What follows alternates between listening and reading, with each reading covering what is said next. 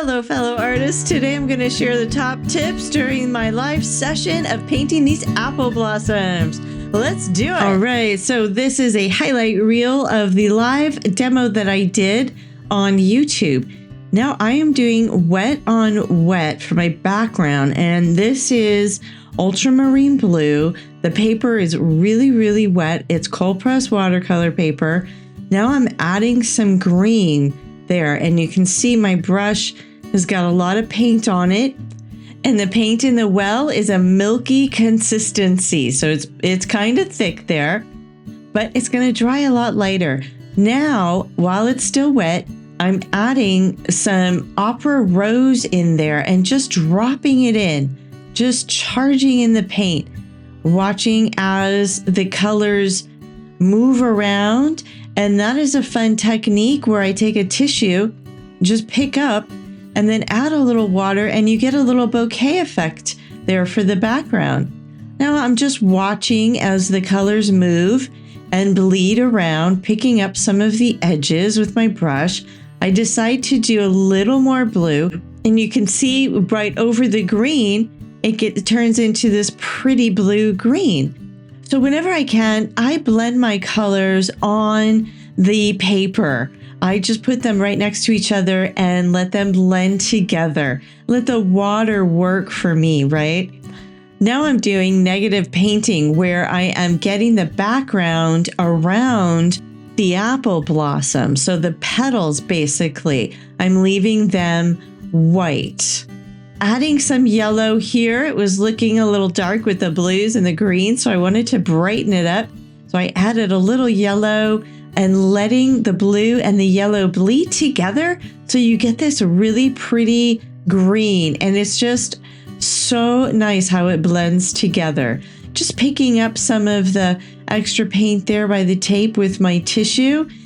Then I'm getting ready to put some more color there on the right. Now I'm going for a golden orangey color. You can see that's an orange Pyrrole color on top of the yellow, and it just makes such a pretty golden color, which is a nice complementary color of all the blues that I have down. Using a little spray bottle to blend it so I don't have any super dark marks. Now what I'm doing, the paper is damp. I dried it a little with the hairdryer, and now I'm picking up some of the paint where I want to put the buds. So the pinky colors of the bud will be a little brighter, so I'm not going directly over the blue. Now I've got some opera rose on my brush here, my round brush, and just dropping it in over where I did the lifted up the paint with my tissues. And you can see how it blends in nicely because the background is still damp. It's not super wet, it's not super dry, so I get soft edges still.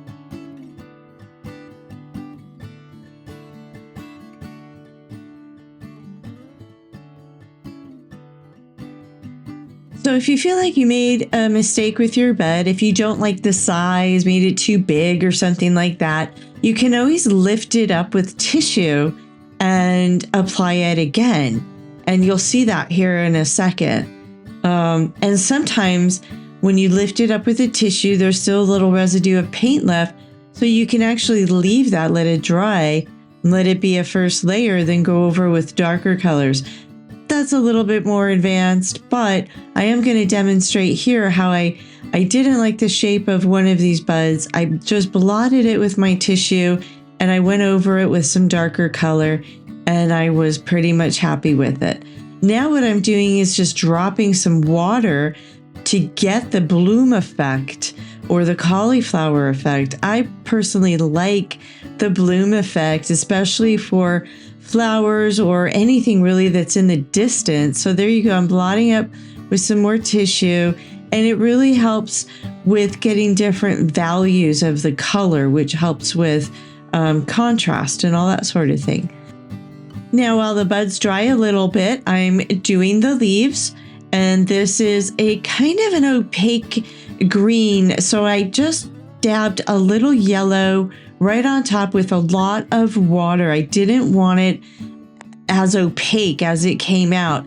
This was the same green that I used for the background, and I had a lot of it on my palette, so I kind of got too much on there.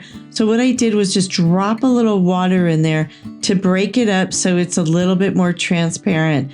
I'm doing the same thing for these buds. Now that I let them dry a little bit, I just dropped some water on there, and I didn't like it, so I blotted it up with some tissue, added a little more color.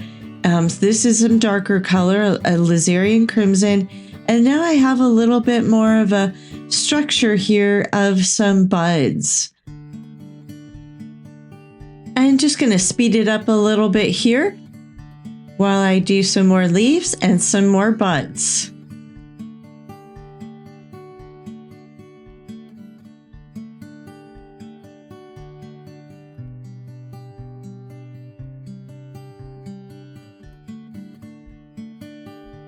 Now for the stems, I did the green, and then I just touched a little bit of the pink from the bud and got kind of a cool little color for the stem. And that green over there that you see me mixing, that's actually black and yellow. I recently found that out. I had no idea it made such a kind of a really pretty green. So it's kind of my new favorite thing to do right now, is mix black with all my different yellows to see what kind of greens I can get out of them. Now I'm using Van Dyke brown and some burnt umber to create the branch, adding a little alizarin crimson in there just to get a little bit of a red color in there, because on the branch there is a reflection of the buds, the pink buds. So I wanted to recognize that on the branches.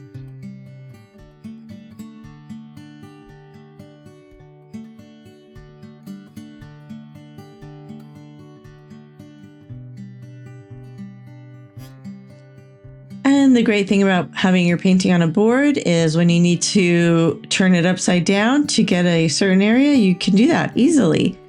Picking up with a little tissue to create some highlights on top of the branch, some sun reflecting on top of it.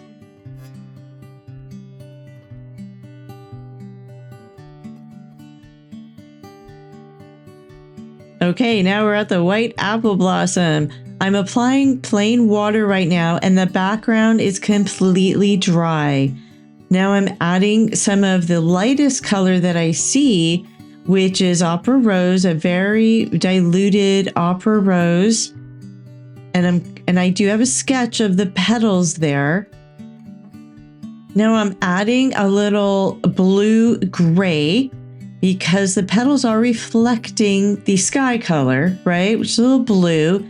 So the shadows in the petal were this really pretty colors, blues, grays, even a little violet gray.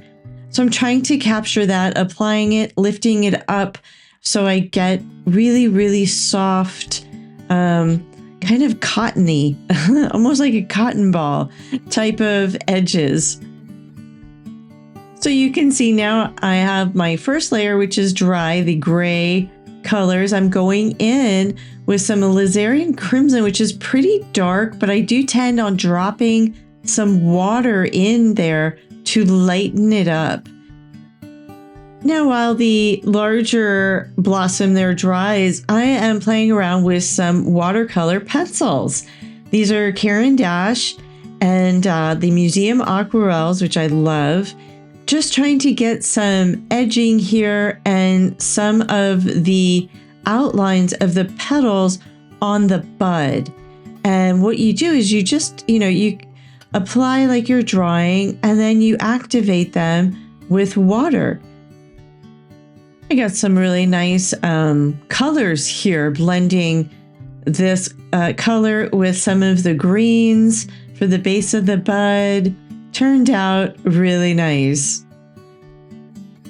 And I don't have much water on my brush at all. And just doing some green leaves with my pencils, adding a little water there.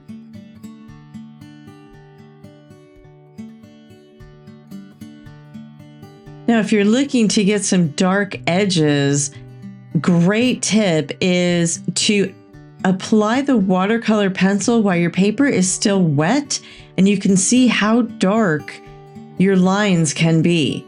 And sometimes that's just what you need in watercolors. Sometimes you're edging, you just want a really dark edge, or you kind of want more of a darker value. Well, you can get it with watercolor pencils. This is one of my favorite looks right here, Lazarian Crimson on top of the green here. I think just makes the prettiest colors for buds. And my brush has got a little more water on it now, so I'm blending there on the paper. When that dries, it just looks so pretty. It's one of my favorite techniques to do. Now using the same color and just getting a little bit more definition on these buds next to it.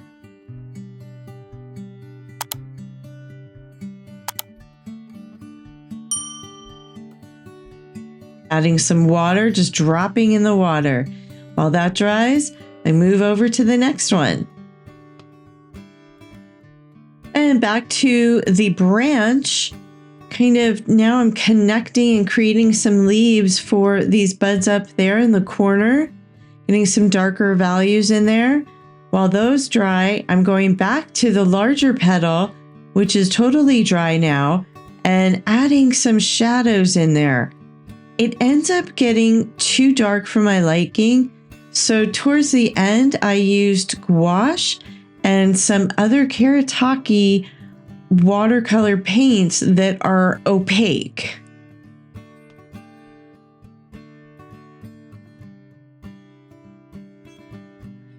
All right, while the bud dries some more, I'm adding some more blue to my background and getting it close to the leaves. That's okay. I plan on blending the leaves some more of a wet on wet, loose kind of a technique towards the end, so I'm not too shy or afraid of getting real close to the leaves there. And now that the background is dried some, this is where I'm adding some gouache. My blossom here definitely got too dark. Doing some Kuretake paints where you can see, and it's basically turning into a little gouache paint right now, which is an opaque watercolor. This technique, this is a white watercolor pencil. So I'm getting some highlights and just some trying to get some kind of definition of the petals in here. So this was a good learning experience. I should have used masking fluid for this petal, but I forgot, and it was a live session, a live demo. So I just thought, well, I'll wing it, but I did end up going too dark. Now, with a wet brush, I'm activating all the pencil that I put down. Then I added some Lazarian Crimson. Thought I'd take a break from the blossom, add another branch because something was missing. It was just kind of empty in that lower left corner there. So, needing some bright yellow, so I take it right out of the tube and dot on a little cream color there for the stamen in the center of the bud. Add a little color, gonna do some Lazarian Crimson drops right there. And finally, she's done. I hope you enjoyed this video, fellow artists. Please hit that like and subscribe button. Helps me make more videos for you. Also, join me over on my Patreon page. For a small monthly fee, you get real-time painting videos, colored pencil, monthly Zoom demos for Q&A, PDF tutorials, and lots more. Hope to see you there, fellow artists. Thank you for watching.